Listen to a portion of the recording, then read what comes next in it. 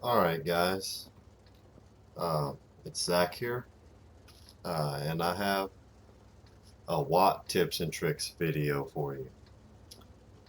So, number one is pay attention to your mini-map.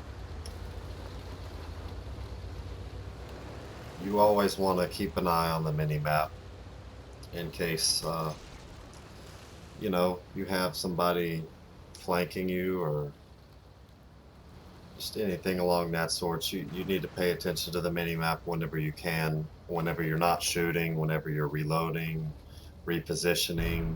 Keep an eye on the mini-map so that you can know where your teammates are, and then you can know where your enemies are, and you can make better plays according to that. Alright, and tip number two is learn the bush mechanics and the camo mechanics. I'm just going to give a very brief explanation of the camo mechanics, and I'll leave a link to a wargaming video about it.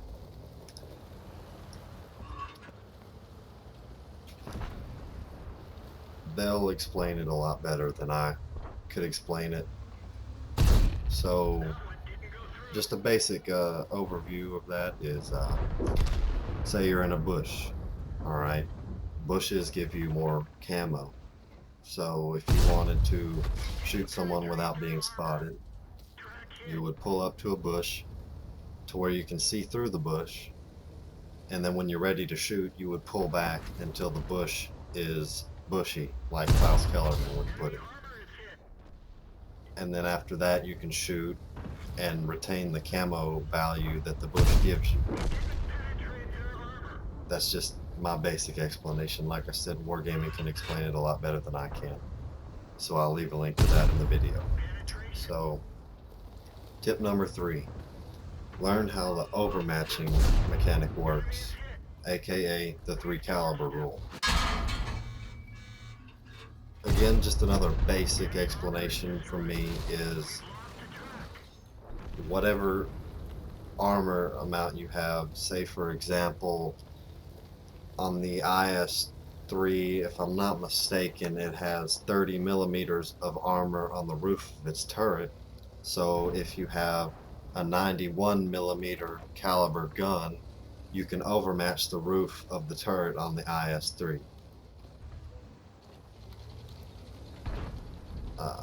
Because shooting it in the turret would be futile. You would not penetrate that unless you're shooting heat from a high penetration gun.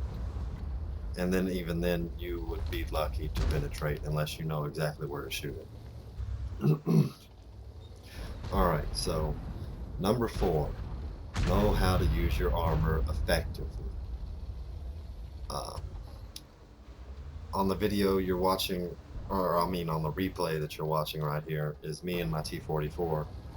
And the T-44, for example, has 75 millimeters of armor on its sides. So it can effectively side scrape against anything in the game. Nothing in this game can overmatch it, if I'm not mistaken. I mean, a Death Star may be able to, but I really doubt it. I'll have to double check, but I'm pretty sure that nothing can overmatch 75 millimeters of armor. And you got to keep it at a steep enough angle. Again, I will put a link in the description of a wargaming video that'll explain it a lot better than I can. Okay, so tip number 5. Be mindful of where your team deploys at the start of a match. So you would want to watch where your teammates go at the beginning of a match to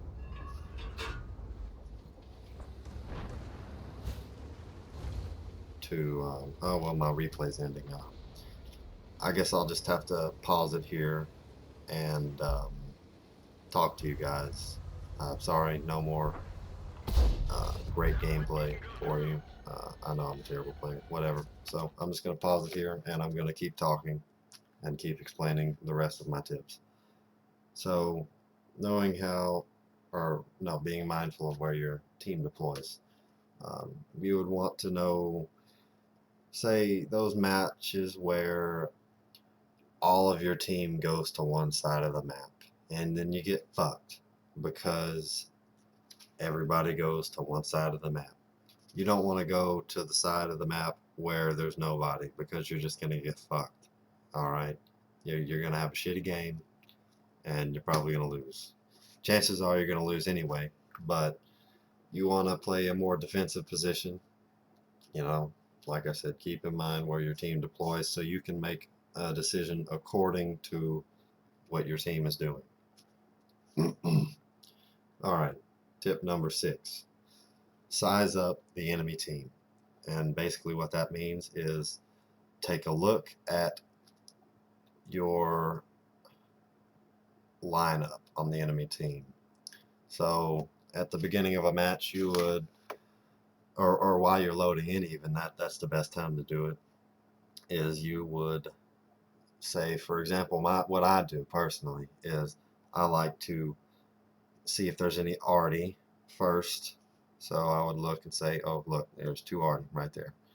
And then I would count how many heavies and, you know, if there's any TDs and any mediums and lights and how many of them there are.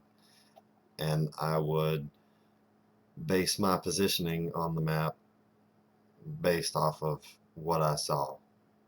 So if I see 3 arty and I wouldn't take an aggressive position on the map because I would just get fucked in the ass by arty. That's just how that's going to go. But if, say for example, there weren't 3 arty, you know, maybe 1 arty, no arty, no arty's the best, I could take an aggressive position and use my armor and shit on everybody. As long as I have teammates there to back me up. Anyways, moving on. Tip number 7, have at least a rough plan of where you will go.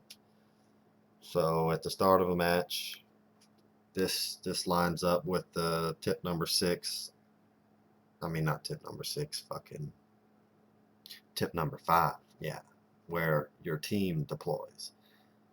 This goes hand in hand with that. So whenever you see wherever your team is going to deploy, you would make a plan. It doesn't have to be complex as fuck. You just have to make some kind of basic plan, like where am I going to go and what enemy tanks do I suspect that I'm going to be fighting against. It's really not that hard. Okay, tip number 8. Don't be scared to work with your teams. Teamwork makes the dream work, alright? And I know not all of your teammates will support you. You know, that's not always what's going to happen. But if you see a teammate that's in need and you know you can help them and you can do it without killing yourself like a dumb fuck, do it by all means. Because if you can keep them from dying and you help him, he's going to see that and then he's going to want to work with you. And like I said, teamwork makes the dream work. You know, if you two are synergizing well, you're more likely to influence the battle more than just you would by yourself. Okay, now, tip number 9. Don't always rely on your team to help you because your teammates won't always help you. There will be a rare occasion where your team will help you and you'll have teammates that will work with you.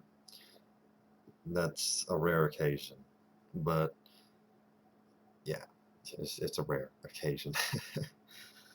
And finally, tip number 10, don't stress the fuck out. Have fun, man. It's a game. It's not a big deal if you lose, but winning is having fun to me.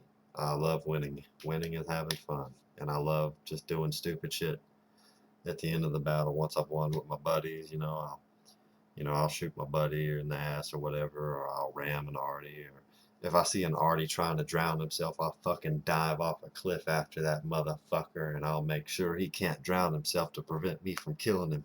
I will sacrifice myself to kill that motherfucker because he's a piece of shit. He's trying to keep you from getting a kill, and that's douchebag stuff. Yeah, don't be a douchebag. party that kills himself at the end of the battle because his team is losing. That's not cool. And yeah, that pretty much concludes my video. Like I said, about halfway in, sorry I had to pause the battle. My replay wasn't long enough. This is my first video, so give me a fucking break here. Alright. I hope all these tips can help you, you know, newbies, veterans, whatever. Oh, actually, wait. One more tip. Bonus tip, baby. Alright? You see how big my fucking mini-map is? Yeah. You want to keep your mini-map big so that you can keep an eye on that mini-map. Alright? It makes it a lot easier. Because if your mini-map's this fucking big, you just just don't do that. I mean, some people I know like to keep it at this size. That's a nice size. It keeps you know, a lot of the screen space clear so that you can still see what's going on. But personally, I like to have it like Skill would say. One of my favorite YouTubers, Skill42, by the way, check out his channel. He's the shit. He calls it the maxi map. But I like to keep it semi-opaque so that you can kind of see through, you know, so it's not just blocking everything. You can kind of see through it.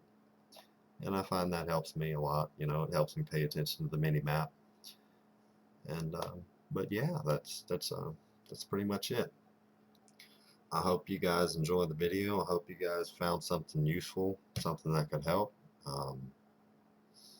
Thanks for watching. Leave a like if you enjoyed the video. Subscribe if you like me. And yeah, have a nice day and go fuck yourself.